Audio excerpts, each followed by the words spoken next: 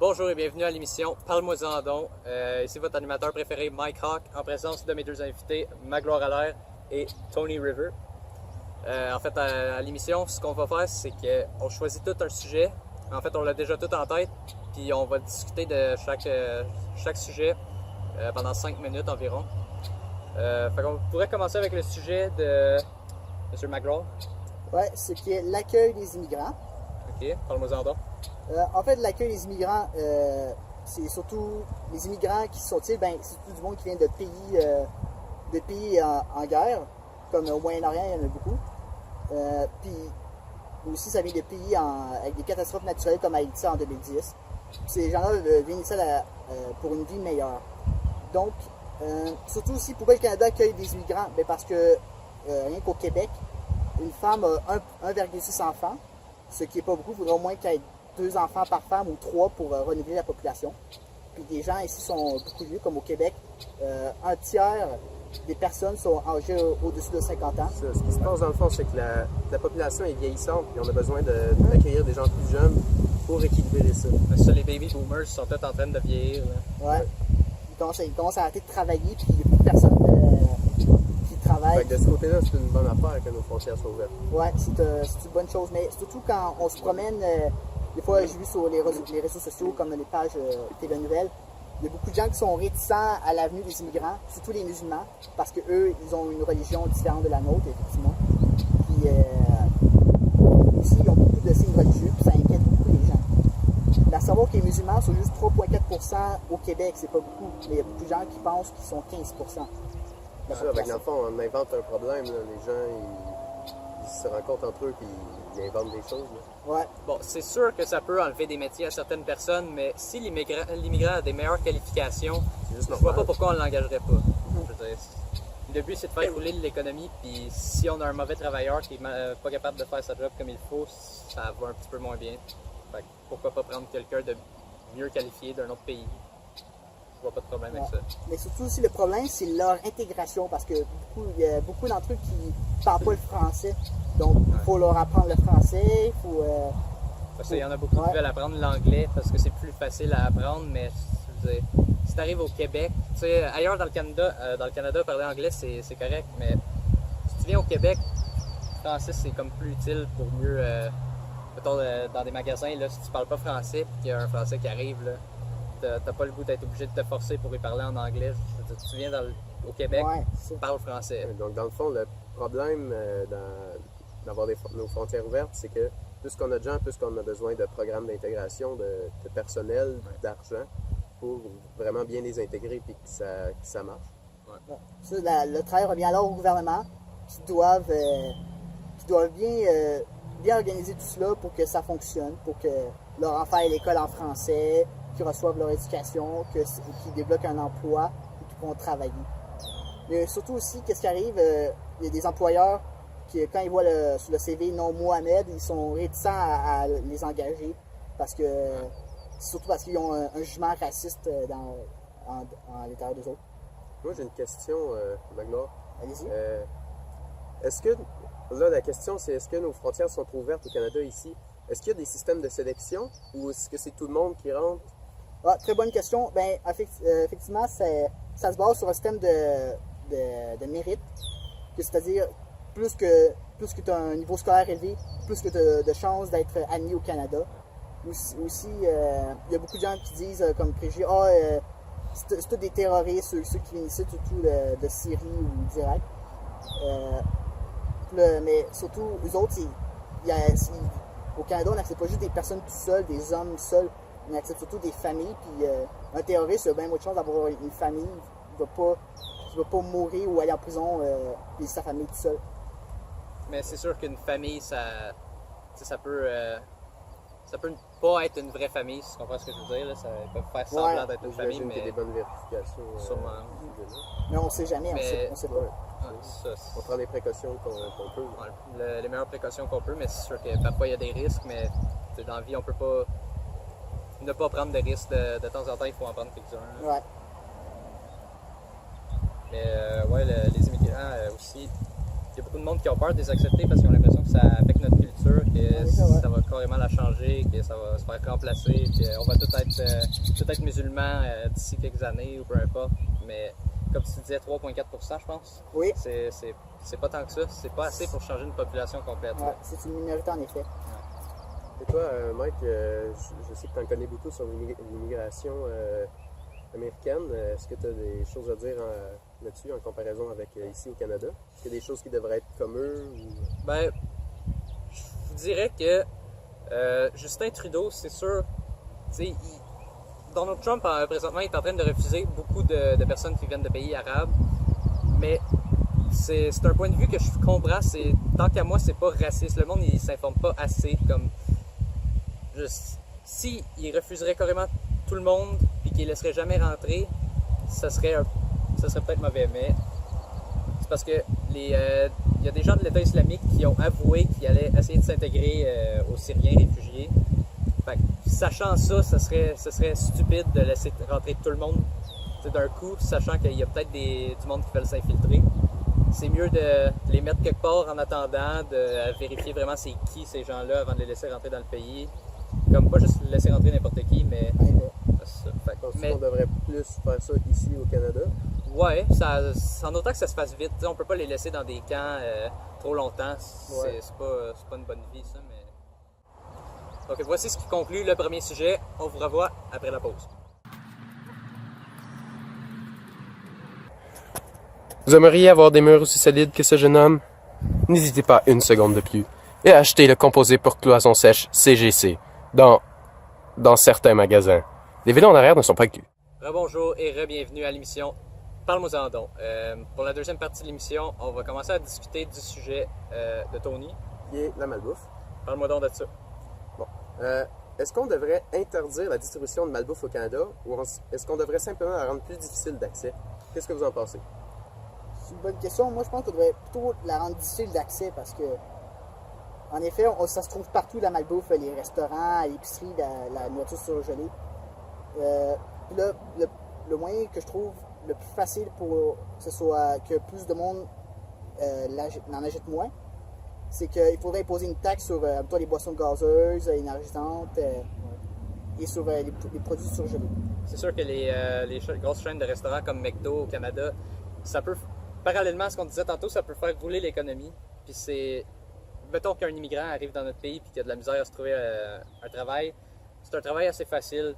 Tu sais, aller faire des burgers, des frites au McDo en arrière dans la cuisine. Je veux dire, ça fait rouler l'économie, puis c'est sûr que la malbouffe, on devrait avoir le droit de se traiter de temps en temps, tu sais, c'est quelque chose de bon, là, mais définitivement, ça devrait être plus difficile d'accès parce qu'il y a vraiment gros du monde qui a des problèmes de santé reliés à ça.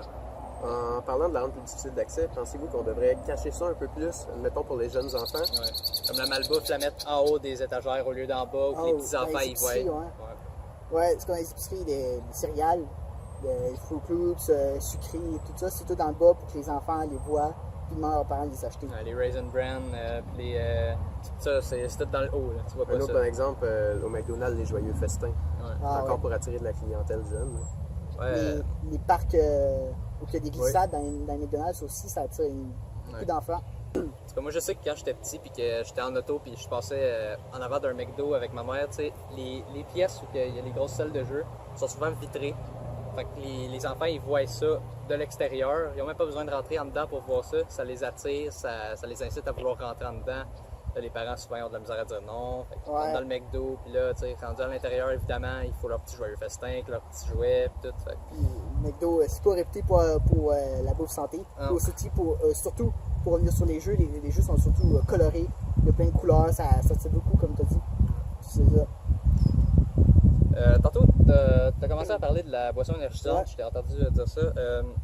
La boisson énergisante aussi, c'est quelque chose qu'on devrait peut-être rendre plus difficile d'accès ou peut-être même interdire carrément parce que 600% de vitamine B12, je te dirais que c'est comme 6 fois trop.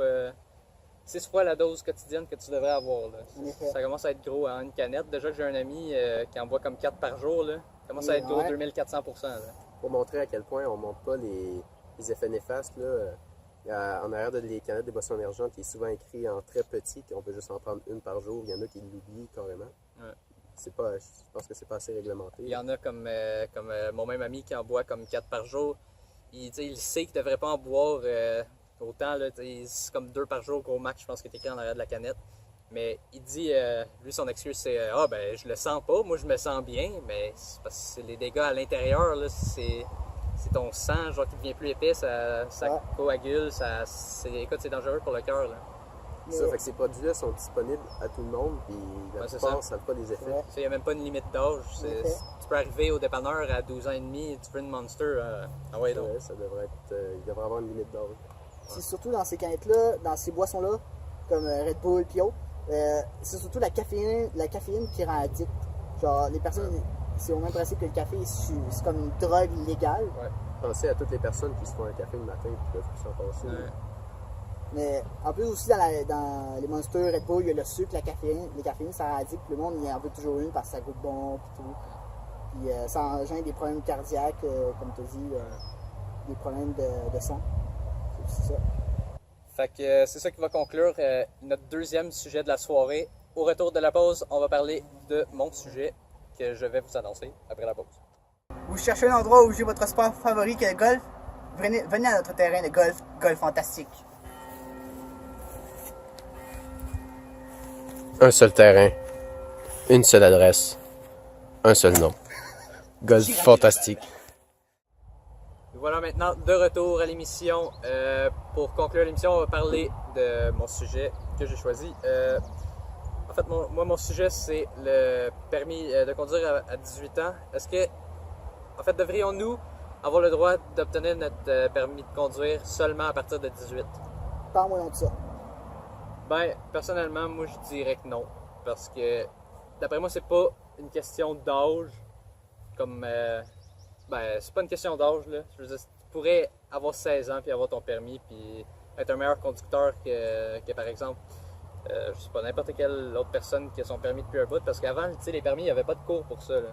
Ça fait longtemps ça fait vraiment longtemps que quand nos grands-parents, qu'eux, ils payaient, mettons, 5$ puis ils avaient leur permis, il n'y avait aucun cours. Pas même, même mes parents. Mes parents, dans le temps, ils ont même pas eu de cours, eux autres. Ils ont été chercher leur permis, ça leur a coûté quelque chose comme 7$. Moi, ma mère, je me rappelle, elle a eu des cours, mais c'était beaucoup moins long. C'est beaucoup moins long qu'aujourd'hui. Aujourd'hui, c'est 1 an et quelques mois. Elle, c'était genre 1 mois ou 2. Oh non, c'est sûr, il faut que tu apprennes un petit peu au moins. Là. Ouais. Mais c'est pas des cours qui s'étirent sur 1 an pour absolument rien comme de nos jours. Là. Okay.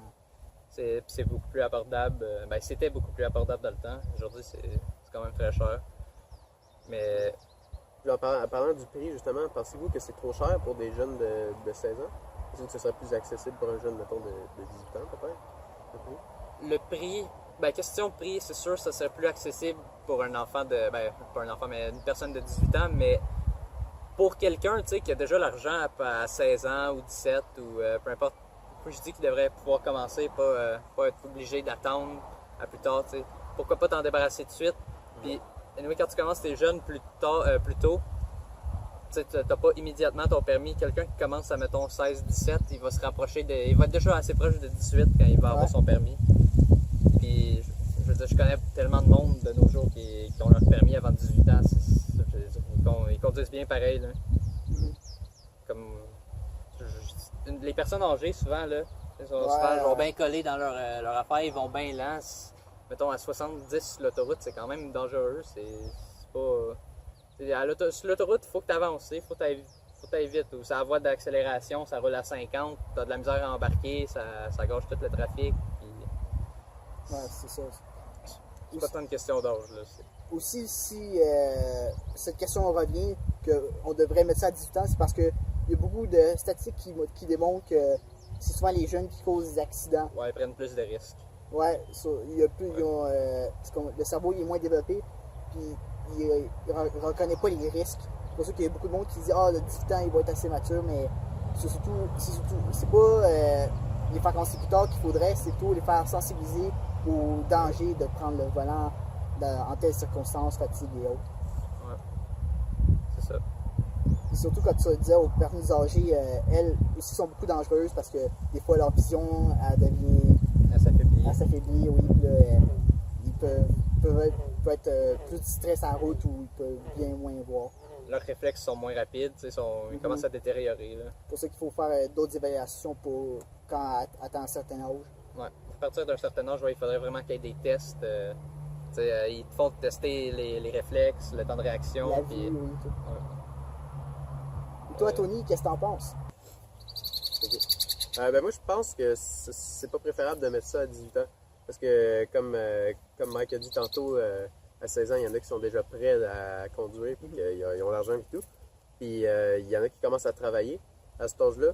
Puis c'est plus dur d'avoir ces déplacements, c'est plus facile avec un véhicule, dans le fond.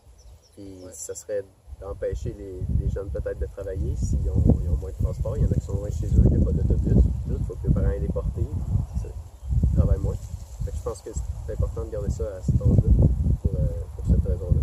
Ouais, ça pourrait nuire à leur autonomie. Puis aussi, certains aussi sont au cégep ou à l'université. Ouais. Puis s'ils n'ont pas leur permis, puis comme tu as dit, il n'y a aucun autobus de ville qui passe, ben là, ils sont un peu pris que leurs parents peuvent les porter à chaque jour au cégep. C'est ça, les parents, ils ont un métier, ils Ouais. peuvent pas tout le temps se déplacer pour les jeunes. Parfois, les parents, parfois, ils se plaignent que les jeunes ne sortent pas assez, ils restent trop enfermés chez eux.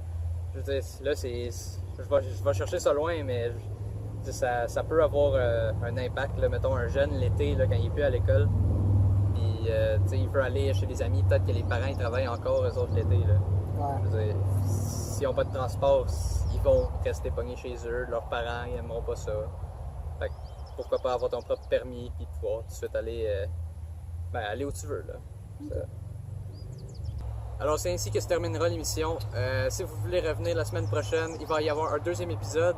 Puis si vous voulez nous laisser savoir, nous faire part de vos idées de futurs sujets, n'hésitez pas à aller sur notre compte Twitter. Puis parle-moi-en donc.